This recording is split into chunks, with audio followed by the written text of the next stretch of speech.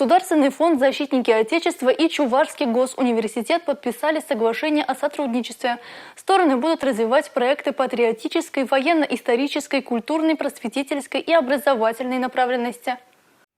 Чувашский госуниверситет уже участвует в мероприятиях по поддержке семей участников СВО. 29 июля текущего года в ВУЗ на бюджетные места зачислены более 20 абитуриентов из этой категории. Одним из проектов станет взаимодействие ВУЗа и фонда в правовом просвещении семей и бойцов спецоперации.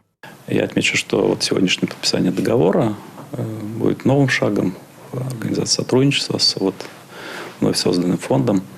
И мы планируем, что ребята в рамках работы в юридической клинике, в рамках волонтерской деятельности будут оказывать помощь тем, кто нуждается в правовой защите, в поддержке по медицинским показаниям.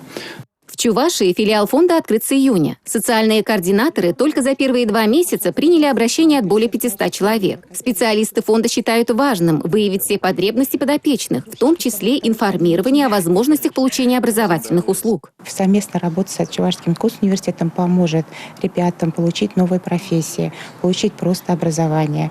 Кроме того, у ребят у нас есть участников СВО, есть дети, которые окончили учебу в школу и поступают учиться в высшее учебное заведение. Очень приятно, что Чувашский госуниверситет выделяет бюджетные места для наших ребят.